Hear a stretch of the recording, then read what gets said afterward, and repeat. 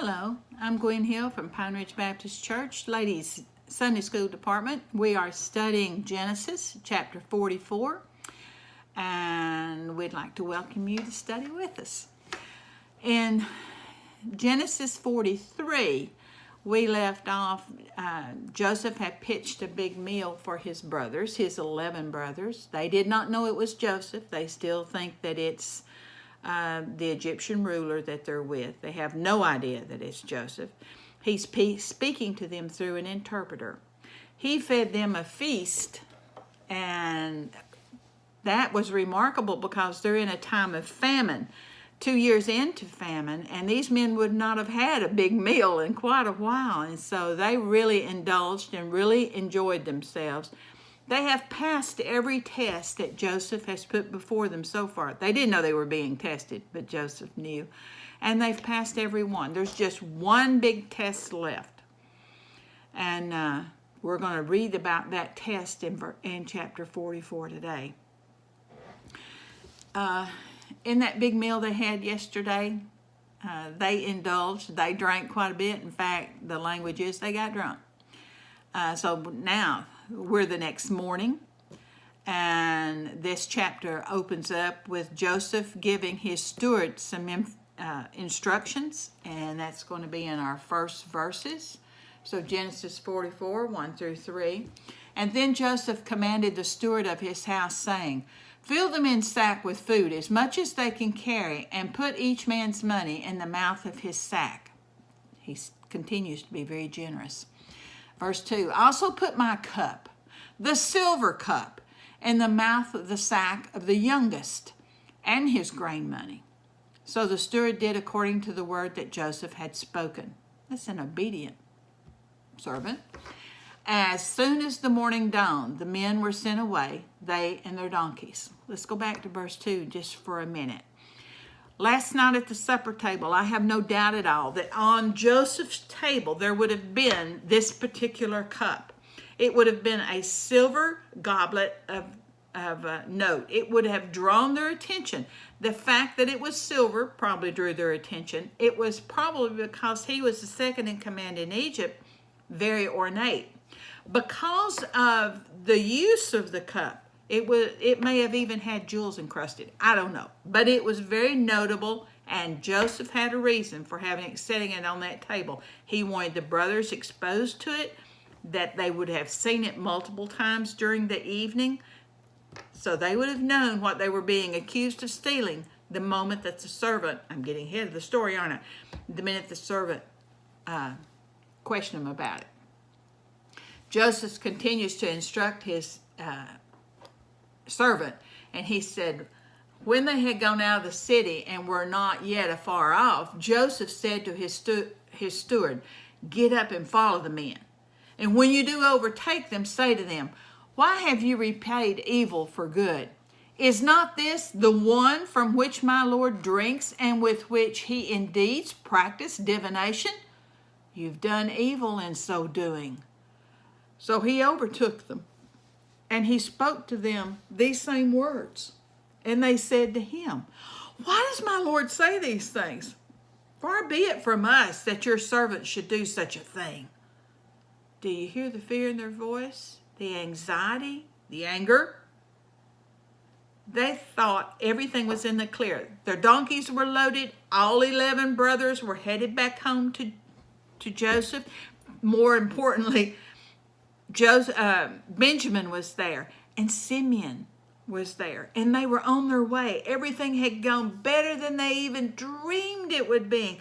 And all of a sudden, here's Joseph's steward, and they would have recognized him because he's the man they've been dealing with most of this time.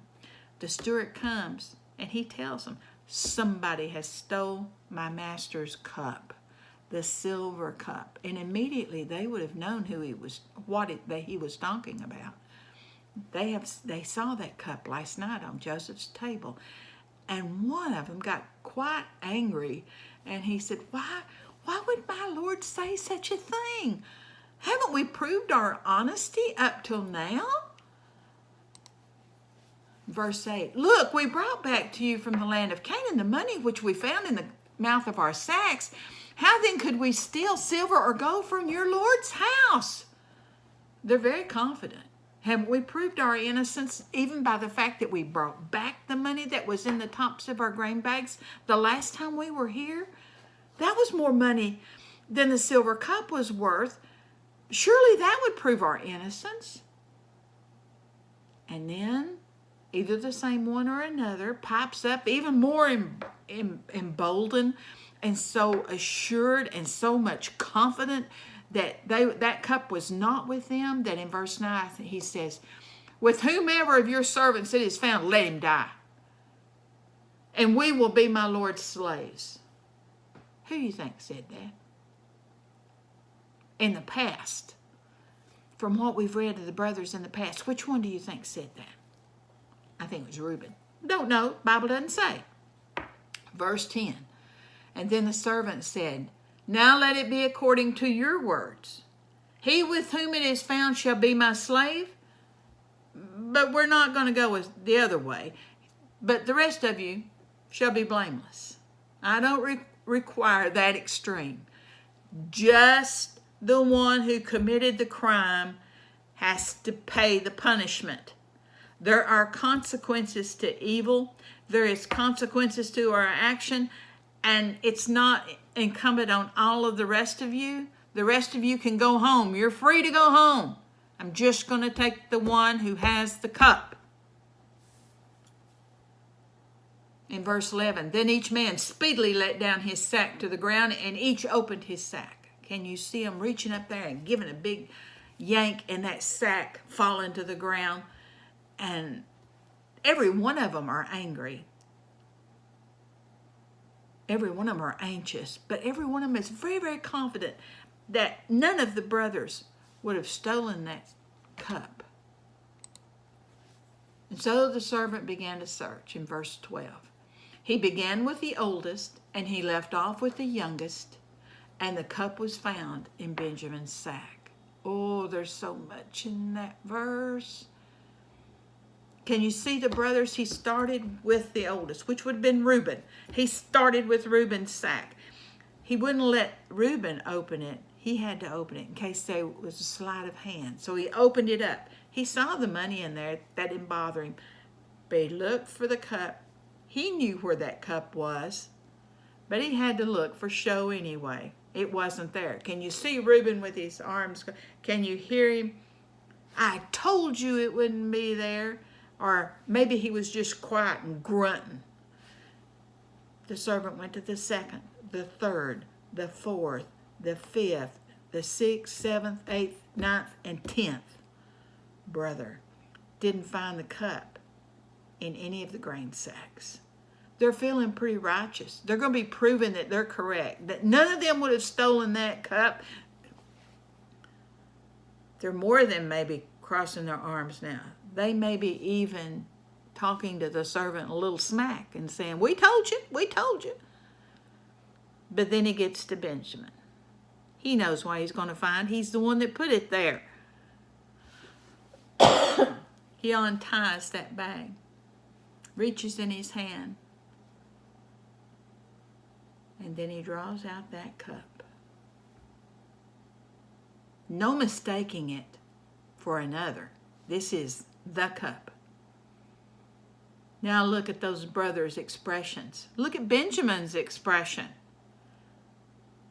Do you see Benjamin say, no, I didn't, I swear I didn't. Do you see his brothers? That servant had just said what? All of you can go home with the exception of who has the cup, and that one will be my slave. What does that mean, will be my slave? An indentured slave was a slave who requested to be a slave, agreed to be a slave for a certain amount of time. That's not what this is referring to. This is a slave like a captive that was consigned for the rest of their natural life, that they were to do the bidding of another, that their freedom was gone. How did the brothers take that? We're told in the next verse, in verse 13. Then they tore their clothes And each man loaded his donkey, and he returned to the city.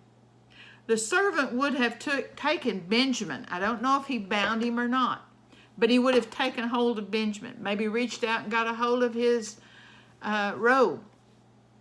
He said, "You're going with me, boy." They would have either got in a chariot or would have got another donkey, but they started back to Joseph's right then. The brothers would have been tearing their clothes, screaming out aloud. It was running through their mind, what do we do? What do we do? What do we do? But look at every one of them. Reloaded their donkey. Turned back toward Egypt to go back to Joseph's house. Do you think Simeon was quiet? He just spent a year in their prison.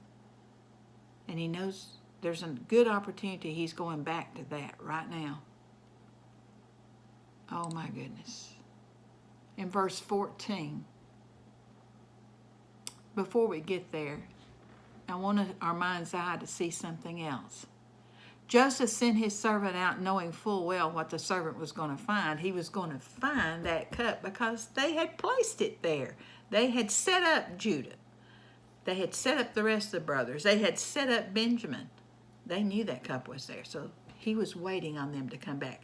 As important as his work was, this was more important to him, to stay in this last test for his brothers, to see if they had truly changed over the 22 years since he last saw them. I don't know if maybe he went to a higher level in his house so that he could look down the road, so he could hopefully watch his servant come back. Oh, how he must have prayed to the Lord. Don't let my servant come back by himself. Don't let him come back just him and Benjamin. Let my brothers be behind him. I don't know if his brother had a head start on the 10 brothers or not, but his servant and Benjamin would have been there, and then here would have come the 10. Can you hear Joseph's sigh of relief when he realizes his servant is bringing them all back? In verse 14, Judah takes the lead. So Judah and his brothers came to Joseph's house, and he was still there, and they fell before him on the ground. Judah's in the lead. He's the 4th oldest child. He's Leah's son.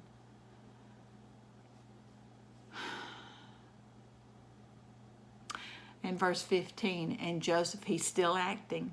This is still the Egyptian ruler. And Joseph said to them, "What deed is this you've done? Did you not know that a man such as I can certainly practice divination?" This is a ruse. This is what they expected this ruler to be. Last night, he had seated them all by birthright, by birth date, all 11 of them.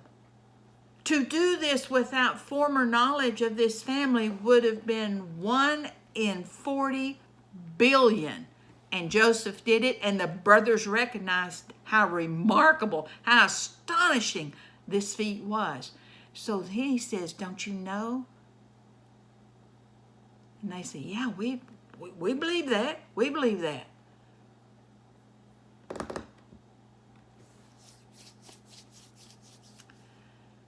They needed to believe in the value of the cup. And they do. You see, just stealing an ordinary cup, that wasn't enough to kill a man or to put a man forever in prison or to make him a slave. But to steal this particular cup, you see, these Egyptians believed in divination.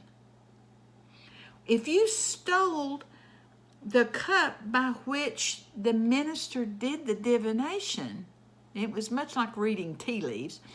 If he stole that, he was stealing more or less the security of Egypt. It now becomes a capital offense, and for that, they could keep a man a slave, make a man a slave, or put him in prison, or even take his life. That's why Joseph sent that particular cup to be hidden in Benjamin's sack. Then Judah said, What shall we say to my Lord? What shall we speak? How shall we clear ourselves? What can I do, Lord, to convince you that we're innocent? What can I say? What can I do? And then he continues. He says, God has found out the iniquity of your servants. We are guilty, my Lord, not of stealing your cup, of something much, much worse. And our God has found out our iniquity. He is now causing us to pay the penalty for what we have done in the past. And the rest of his sentence is, here we are, my Lord's slaves, both we and he with whom the cup was found. Our iniquity before the Lord is grave, and we are guilty of that. But this other one is just guilty of the cup in your eyes. In your eyes. God knows what we've done, and he's calling in the debt that we owe for our sins. Do you remember the dream he had and then the brothers' response to it when they yelled at him, shalt thou have dominion over us? Yes, he will have dominion over you. In verse 17, but he, that's Joseph, said, far be it from me that I should do so. The man in whose hand the cup was found, he shall be my slave. And as for you, go up to peace to your father. The test is continuing. They've not confessed aloud what they've done to their brother. They are showing remorse. He has seen that. Judah has claimed that. But verse 18 is Judah begins to plead with Zephaniah Paneah, his brother. He says, oh, my Lord, please let your servant speak a word in my Lord's hearing, and do not let your anger burn against your servant, for you are even like the Pharaoh. I know I have to get permission to even speak to you, but please, Lord, my Lord, listen to me. Let me tell you the story. You know, we can't judge people by what they used to be. People change, people grow, people gain wisdom.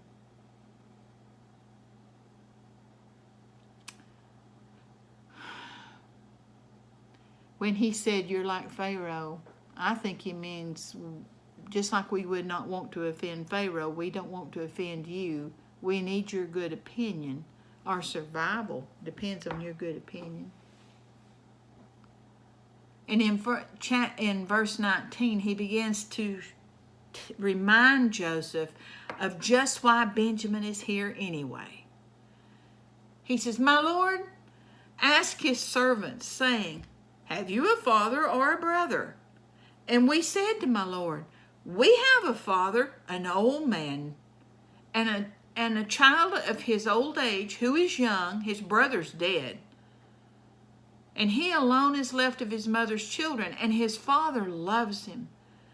And then you said to your servants, bring him down to me, that I may set my eyes on him. And we said to you, my Lord, the lad cannot leave his father, for if he should leave his father would die. And Judah continues. He said, but my Lord, you said to your servants, unless your youngest brother comes down here with you, you shall see my face no more. So it was, when we went up to your servant, my father, what we told him the words of my Lord, and our father said, go back and buy us a little food. But we said to him, we cannot go down if our youngest brother is not with us. When we go down, for we may not see the man's face unless our youngest brother is with us. In other words, Judah's saying it was hard to convince Dad. In verse 31, it says, it will happen when he sees that the lad is not with us, that he will die.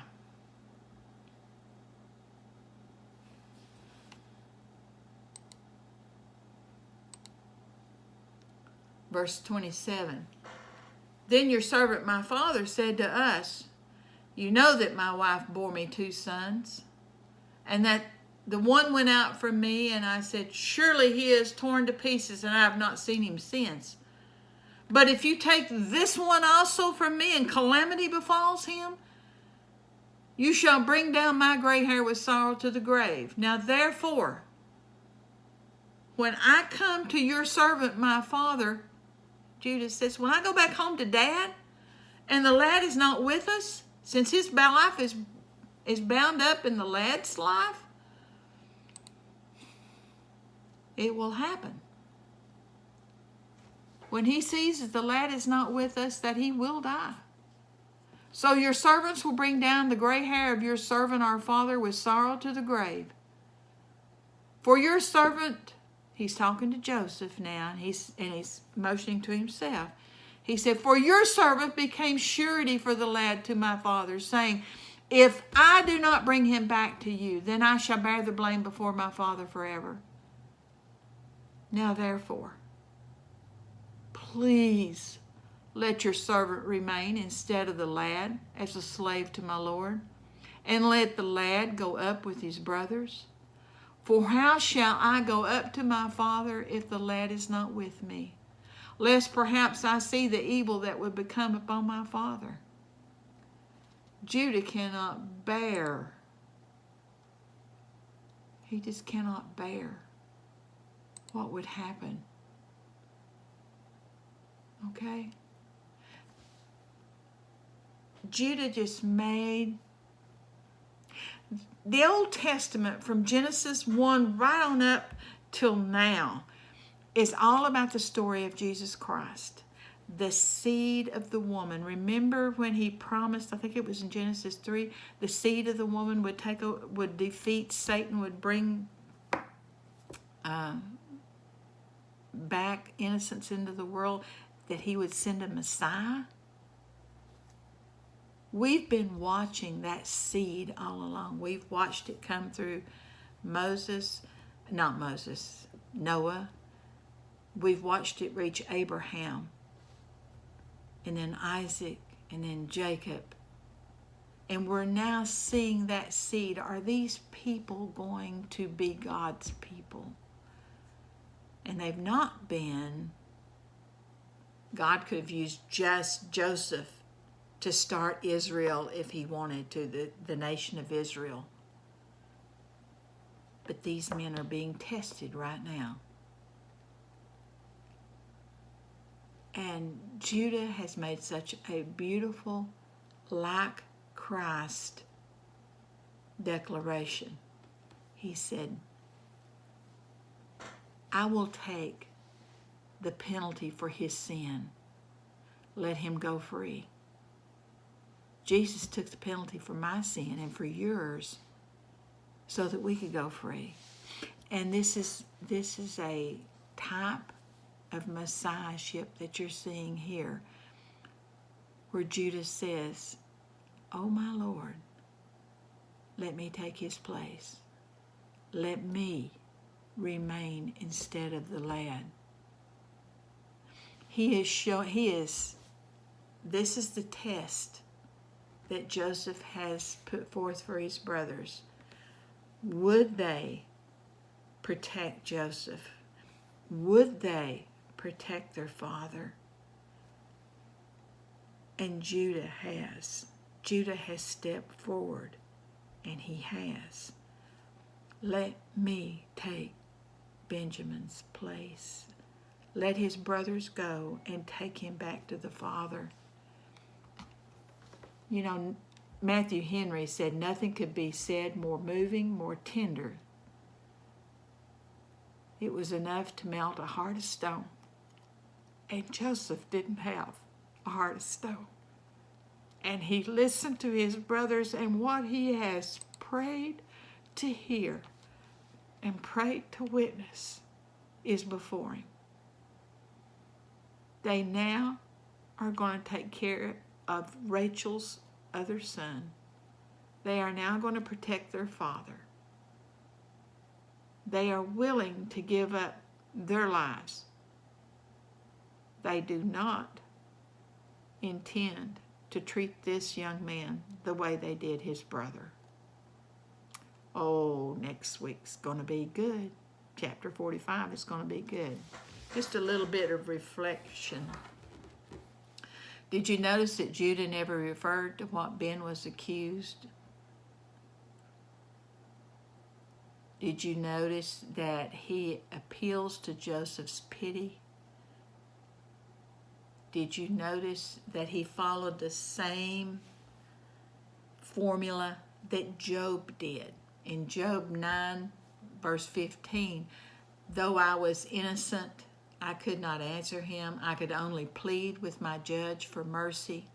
And that's exactly what Judah was doing.